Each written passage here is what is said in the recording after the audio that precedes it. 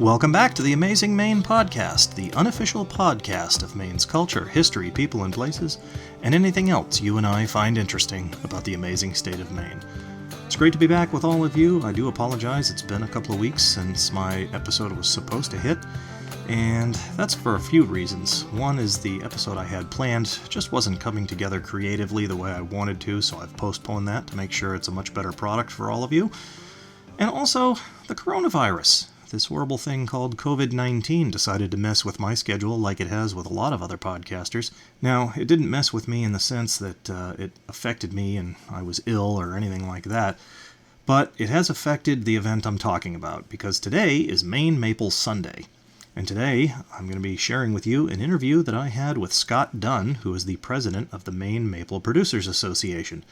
If you don't know, Maine Maple Sunday is a day that maple producers, that is, people that tap trees and collect the sap, boil it down to syrup and other products, open their doors and bring in the public to share in the process, to learn about it. They have pancake breakfasts, maple-flavored ice cream, they have horse carriage rides, sleigh rides, all kinds of things. And it's just a wonderful day to go and see a part of our economy and the farms around here that produce maple products.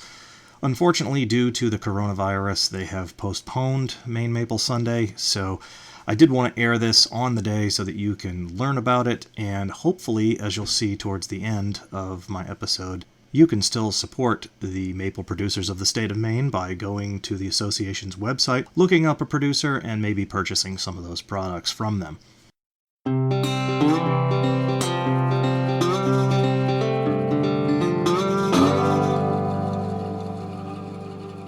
So our interesting main fact for this episode. What is the official sweetener of the state of Maine? Well, probably pretty easy to guess. It's maple syrup. Now, if you think it's strange that a state have an official sweetener, I got news for you. There's a lot weirder ones to come, so stay tuned, because Maine has got some pretty interesting or downright strange state symbols. We're going to get to all of them eventually, but today we're talking about the official sweetener of the state of Maine, and that is maple syrup. So let's get into the interview with Mr. Scott Dunn of the Maine Maple Producers Association. Thanks very much for joining the Amazing Maine podcast. Tell us what you do for maple syrup production and maple products production in the state of Maine. I grew up in Vermont making syrup as a kid. About 6-7 years ago now, I got into making maple syrup on a small scale, and then that slowly progressed into a commercial size operation.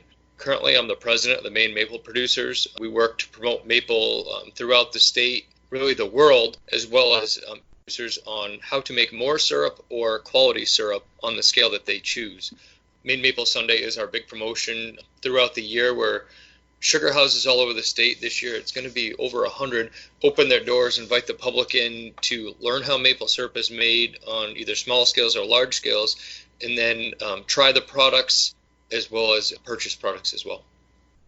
And how big is maple production for the state of Maine?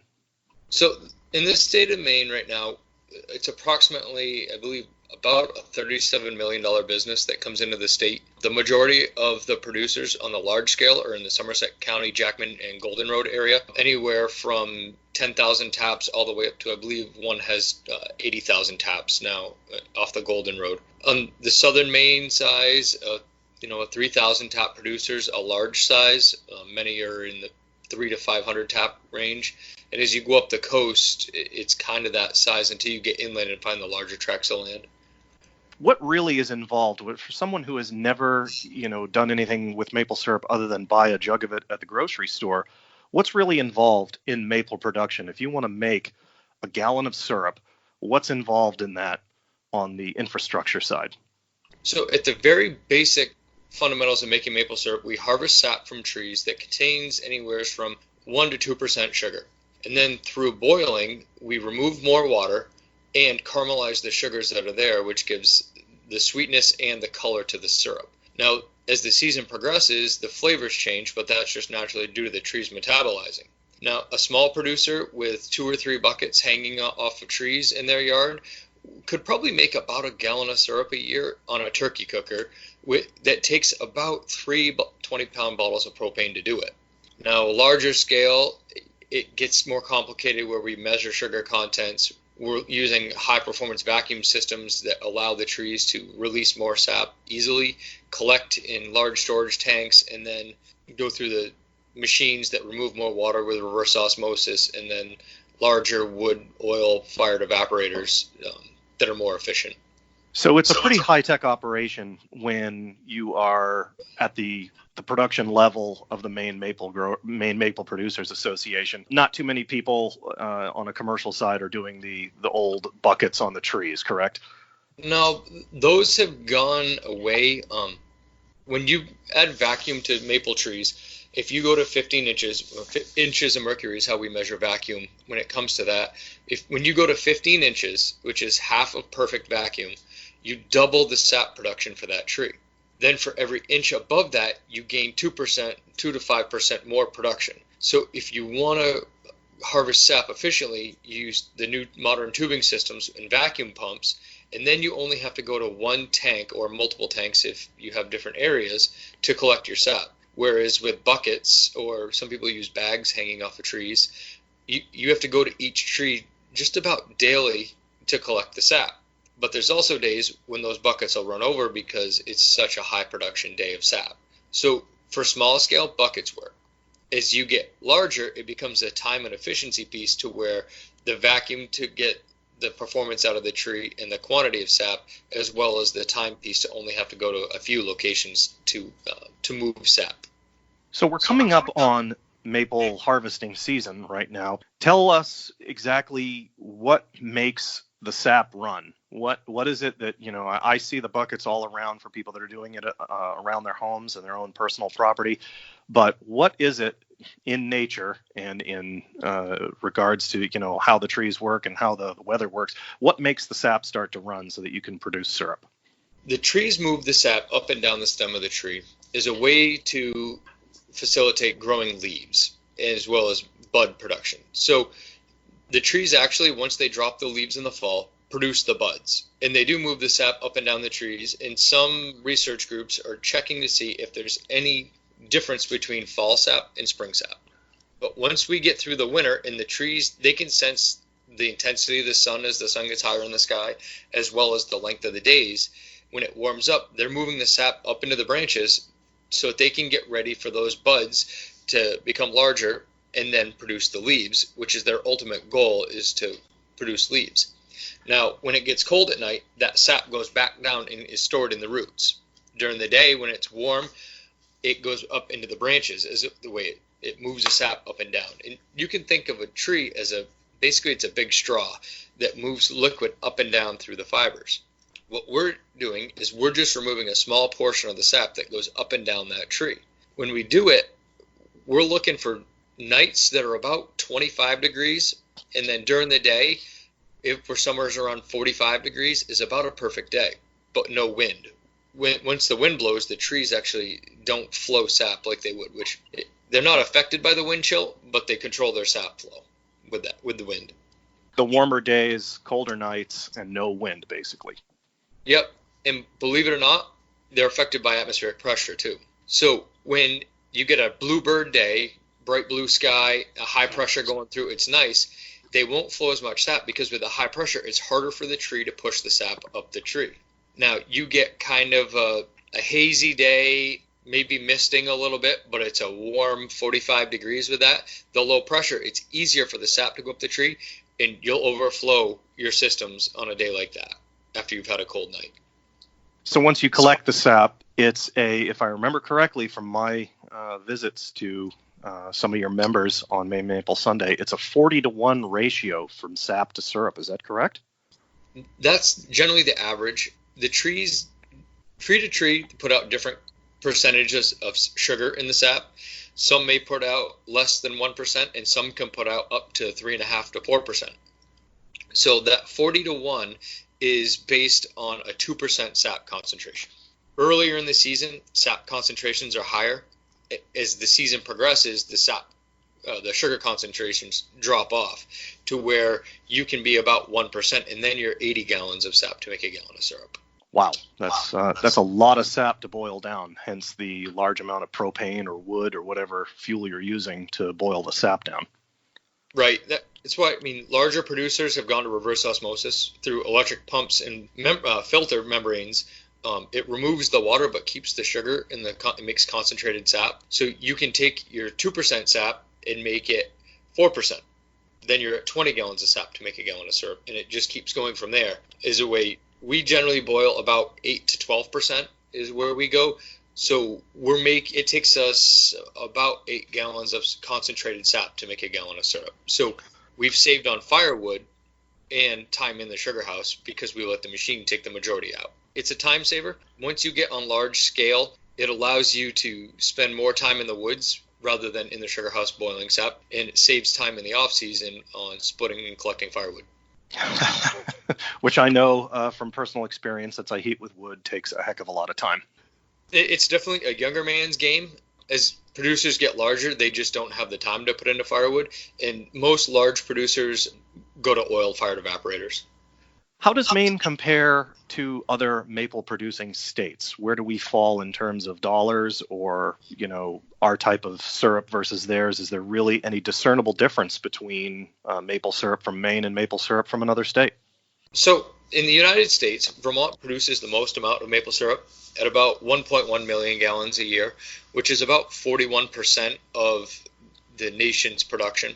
New York is after that with about 20% of the production and just over 500,000 gallons of syrup. And Maine comes in third at 13% of the production with 360,000 gallons of syrup. Now, the rest of the states, Wisconsin, Michigan, New Hampshire, Pennsylvania, Ohio, Massachusetts, Connecticut, and Rhode Island all fall in, and they drop off dramatically in numbers. But this fails in comparison to Canada, that makes 73% of the world's maple syrup supply, in Quebec at about 10 million gallons of syrup a year. When it comes to taps in trees, Vermont has almost 6 million taps. New York is under about 2.5 million taps, and Maine is just shy of 2 million taps. But when it comes down to it, Somerset County has almost 1.9 million of those taps alone in Somerset County. So through the state, that one county produces the majority, which is an anomaly compared to the other syrup producing states. Interesting. And that's just obviously, I would guess, where the maple trees are in the state of Maine in large quantity. It's that, and it's also population based. You go into southern Maine, an acre of land is worth more for a house lot than it is for tapping trees. Whereas you get up into Jackman, they'd assume have an acre of land to put maple syrup taps on than to build a house. And it's just strictly population based. Why don't we talk about Maine Maple Sunday here a bit? This year is going to be the 37th year of Maine Maple Sunday. Maple Sunday was started as a group of producers, with the Maine Maple producers, around a kitchen table that wanted to find a way to sell more of their syrup and get people to understand how they made it. With that, at a kitchen table, Maine Maple Sunday was born. Through marketing, through the nation's desire for natural foods, less processed foods, maple has taken off as an all-natural sweetener that isn't a processed sugar. We simply just remove the water from it and caramelize the sugars. So they wanted to pick a day that they wanted to use. So they said, let's always do it the fourth Sunday in March. So it's a consistent way for the public to remember it. With that, now we have over 100 sugar houses that open their doors every spring on the fourth Sunday in March. They offer everything from boiling demonstrations, pancake breakfasts, tours in the woods, sampling syrups with the different grades of syrup, different maple confections, as well as kids' activities, horse sleigh rides, that type of thing. So the day became very popular. Several producers now do Saturday and Sunday just because to get enough people through to see everything that they want to see and not have to wait in the extremely long lines that can happen. I can speak from personal experience with my family that some of these locations do an excellent job on offering various foods. Like you said, pancake breakfasts. I've been to places that have ice cream smothered in maple syrup, which is just wonderful. My kids are very partial to the horse and sleigh rides. If someone is considering attending Maine Maple Sunday and going to some of these events, where would they find information? So the best way to do it is going to mainemapleproducers.com, and on there is the Maine Maple Sunday map. On there, it shows all the sugar houses that open their doors and allow them to come in, as well as they can search by area that they want to go to, certain producers. And there's also descriptions that show what each producer has for activities or presentations that they're able to do throughout the day. So really that maple map is someone's best bet because they can make a route and make a day of it, which several places do now. There's a group in southern Maine that produces syrup, and they have the Maple Passport.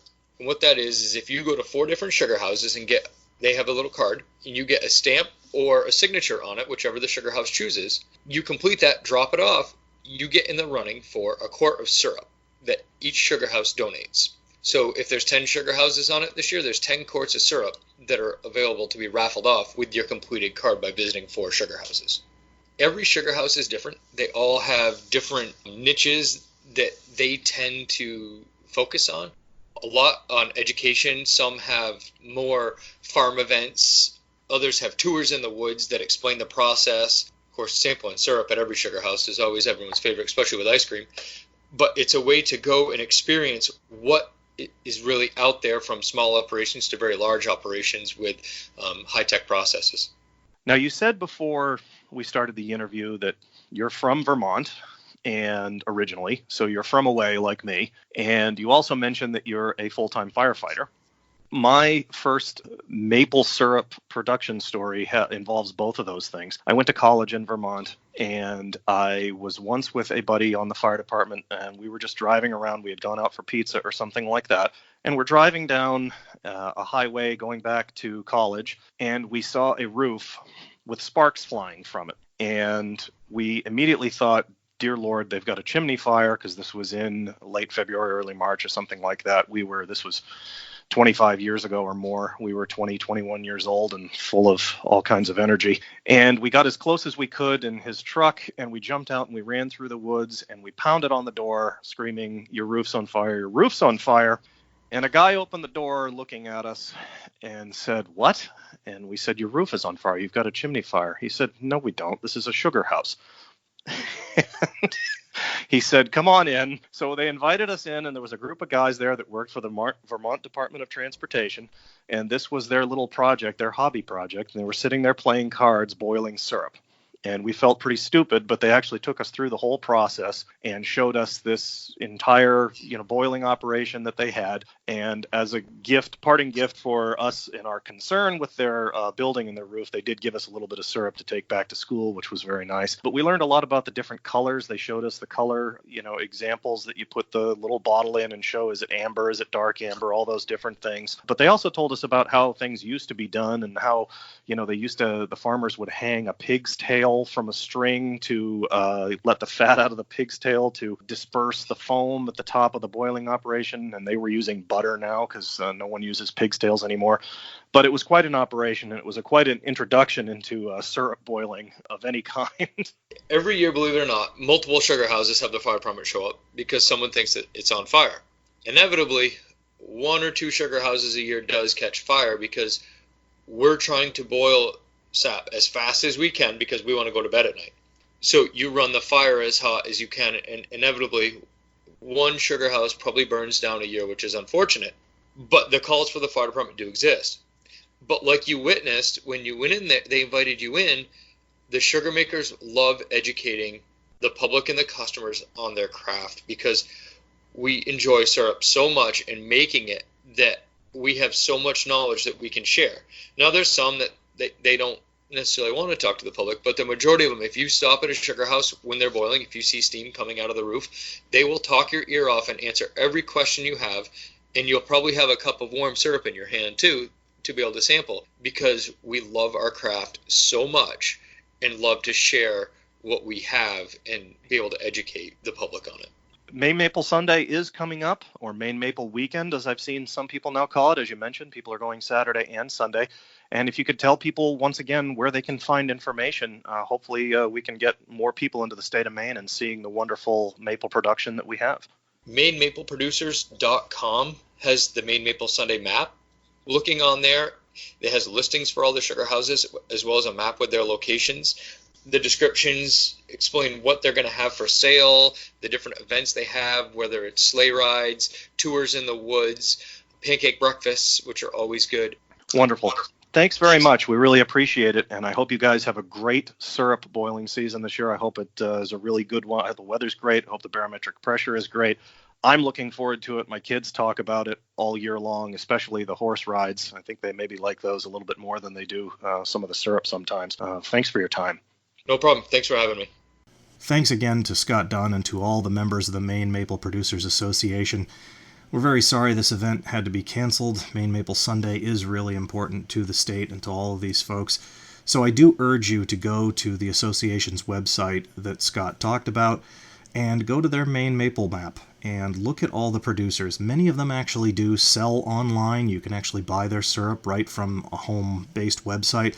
And if they don't, give them a call. Maybe they'd be willing to take a check through the mail. I don't know, but it's a great way to support local businesses, even if you're not from Maine. If you want to get some genuine stuff from a small Maine farm, look on that map, look for a producer, find someone that's making all these wonderful products, and see if you can buy some from them. Might take a little bit of effort, but you know what? It's really worth it. It really will support a small local Maine farm. And really, 360,000 gallons of syrup from the state of Maine. That's really impressive. I think roughly about 100,000 gallons of that is purchased by one of my mother-in-laws down in Texas, but the rest of it goes to various people here in New England that come into Maine and buy it as mementos. A couple of things that Scott mentioned that you may not be familiar with. He mentioned the area in Maine where the largest number of producers and taps is in Somerset County, and he also mentioned the Golden Road. Now, if you look at a map of Maine, Somerset County is in the northwestern part of the state, so it's really in an area that does not have a lot of people in it, lots of trees, lots of forests, and was traditionally an area used by the paper companies. He also mentioned the Golden Road, and the Golden Road is actually a private logging road that goes all the way from a Canadian border crossing at St. Zachary into Quebec, and then all the way to the town of Millinocket, which is in kind of the northern central part of the state. It's around 100 miles or so. It is paved in portions, but it's mostly gravel. There are some portions that are in pretty bad shape certain times of the year, especially during mud season. But it is a logging road through and through, and the logging trucks that still operate there have the right of way. And if you are out on the Golden Road at any point in time and you really want to see some Maine wilderness, stay out of the way of the logging trucks. So again, try to support those maple producers. Go to the association's website. I will have a link to it in the show notes on my website. It was great sharing this with all of you. I do hope you come to Maine for the next Maine Maple Sunday. I'll be sure to be announcing it well in advance this time, and hopefully we won't have any virus issues or quarantine issues to deal with the next time it comes around. So long, folks.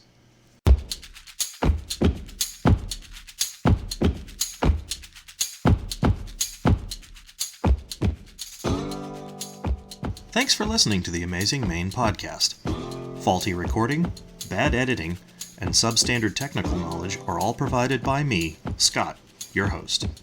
Interruptions are provided by my children, a family dog that can't come to grips with Maine wildlife or delivery drivers, and my own ninja-like mastery of procrastination.